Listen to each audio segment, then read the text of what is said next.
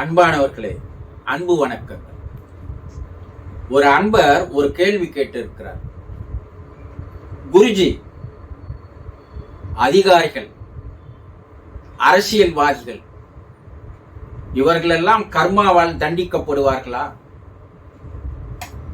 என்று ஒரு கேள்வி கேட்டிருக்கிறார். இந்த கேள்வி அவர் கேட்க வேண்டிய காரணம் என்ன என்றால், அவர் ஏதோ ஒரு நிகழ்வால் பாதிக்கப்பட்டிருக்கிறார். அது என்ன நிகழ்வு என்று பார்ப்போமா? அவரை ஒருவர் ஏமாற்றி விட்டார், துரோகம் செய்து விட்டார். இவர் அவரை பழிவாங்க வேண்டும், தண்டிக்க வேண்டும் என்ற எண்ணத்தோடு அவரிடம் செல்கிறார். அவரோ அரசியல் பலம், படைபலம், பணபலம், அதிகார பலம் எல்லாம் உடையவராக இருக்கிறார். இவரால் என்ன செய்ய முடியும்? இவருக்கு அந்த அளவுக்கு படைபலமோ, பணபலமோ, அரசியல் பலமோ, அதிகார பலமோ இல்லை. தன்னுடைய மனதிலே நொந்து கொள்கிறார். இவனையெல்லாம் யார் தண்டிப்பது? இவனையெல்லாம் இறைவன் இங்கே வைத்திருக்கிறானே, இறைவன் செய்த தவறா இது? இவனை எல்லாம் உலகத்தில் எதற்கு படைக்க வேண்டும்? இதையெல்லாம் ஒரு ஜென்மமாக இந்த உலகத்தில் உலாவி வருகிறது. இறைவன் தான் இதற்கு பதில் சொல்ல வேண்டும் என்று அவர் தன்னுடைய மனதிலே நொந்து கொண்டு சபிப்பதை தவிர வேறு வழி இல்லை. அந்த நிலைமைக்கு வரும்போதுதான் இந்த கேள்வியை கேட்கிறார்.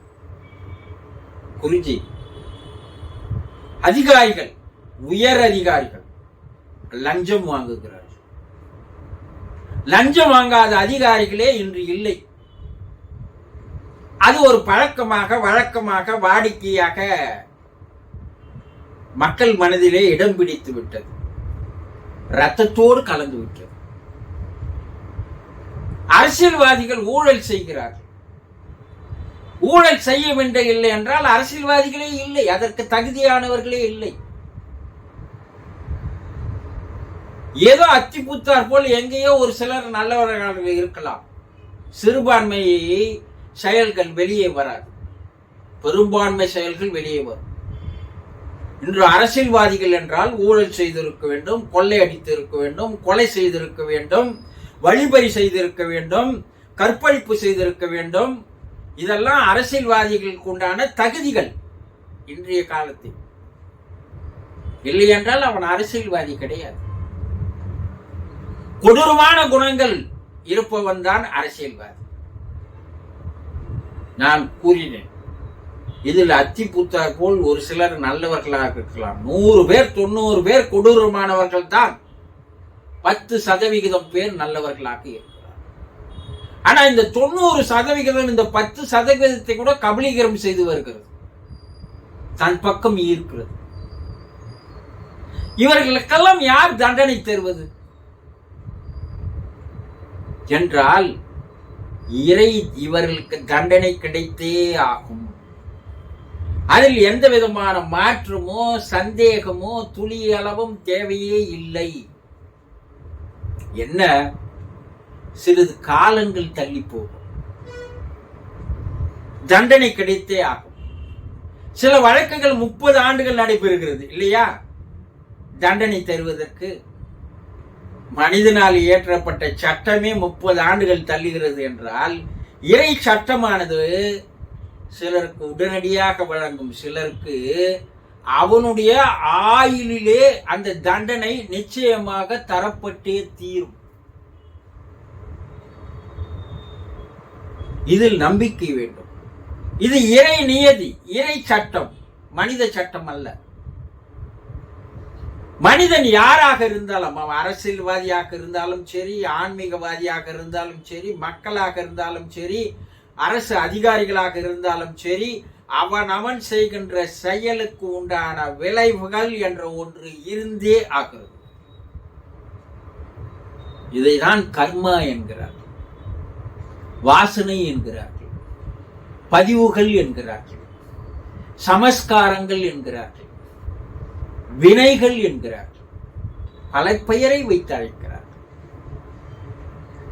எந்த ஒரு செயல் செய்தாலும் அந்த செயலுக்கு உண்டான விளைவு இருந்தே தீரும். இது மெஞ்ஞானம் கூறுகின்ற வார்த்தை, ஸ்லோகம். அதே விஞ்ஞானம் கூறுகிறது. நியூட்டனின் 3ஆம் விதி என்று உங்களுக்கு படித்திருப்பீர்கள், படித்தவர்களாக இருந்தால். For every action there is an equal and opposite reaction.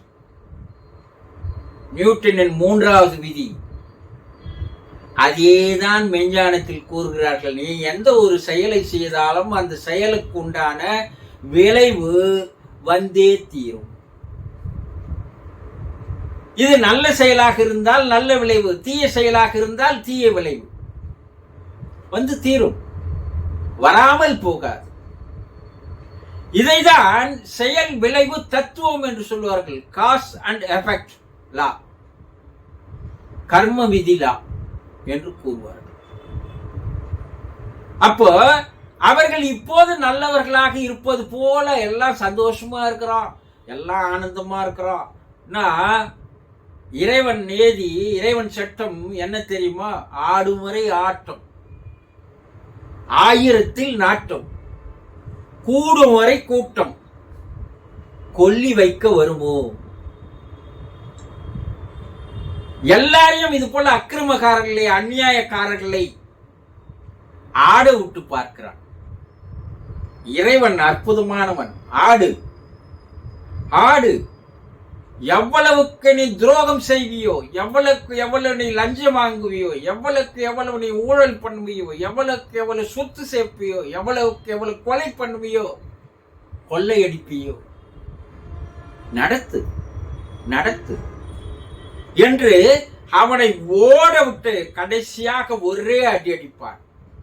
அது மரண அடியாக இருக்கும். இந்த செயல்களுடைய விளைவுகள் அடுத்த பிறவியிலும் தொடரும். இந்த பிறவியோடு விடாது. இப்போது ஆட்டம் ஆடுகின்றவன் எல்லாம் அடுத்த பிறவியில் அனுபவிக்க போகின்ற கொடுமைகள் ரணக்கொடுமைகளாக இருக்கும். அவன் தனக்குண்டான எல்லா விளைவுகளும் அவனே சேர்த்துக் கொள்கிறான். அப்போ இந்த கர்மா என்பது ஆன்மாவில் பதிவாகின்ற ஒன்று.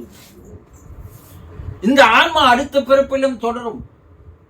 மனதால் ஏற்படுகின்ற செயல்களால் வருகின்ற பதிவுகள் எல்லாம் மனதும் ஆன்மாவும் சேர்ந்து தனக்குள் பதிவு செய்து கொண்டு அவன் உயிர் போகின்ற போது அந்த மனமும் ஆன்மாவும் வெளியே போய் அடுத்த ஒரு பிறப்பு எடுக்கிறது பார். அங்கதான் அவனுக்கு ப்ரமோஷனா டி ப்ரமோஷனா என்பது தெரிய வரும். ஆக மனிதர்கள் யாராக இருந்தாலும் சரி, அவன் எவ்வளவு பெரிய உச்சத்தில் அதிகாரியாக இருந்தாலும் சரி, அரசியல்வாதியாக இருந்தாலும் சரி, அவன் நாள்தோறும் செய்கின்ற அக்கிரமங்கள் அங்கே பதிவாகி கொண்டே இருக்கிறது. அந்த பதிவுகளுக்கு ஏற்ற வினைகள், விளைவுகள் வந்தே தீரும். அதனால் பயப்பட வேண்டியதில்லை. அவன் நிச்சயம் தண்டனையை அனுபவிப்பார்கள், கொடூரமான தண்டனையை அனுபவிப்பார்கள். ஒரு சிலர் கடைசி காலத்தில் அவர்கள் அனுபவிக்கின்ற கொடுமைகள் எல்லாம் பார்த்து வருகிறோம். அவன் பிறப்பிலிருந்து செய்த கர்மாக்கள், முற்பிறப்பு கர்மாக்கள் அவனை பிறப்பின் முடிவிலேயே தண்டனையை தருகிறது.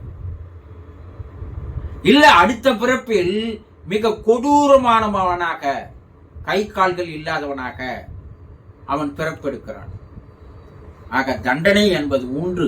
அவன் எவனாக இருந்தாலும் அவன் செய்கின்ற விளைவுகளுக்குண்டான தண்டனைகள் உண்டு என்பதில் சந்தேகமே தேவையில்லை. புரிந்து கொண்டீர்களா? சந்தோஷம்.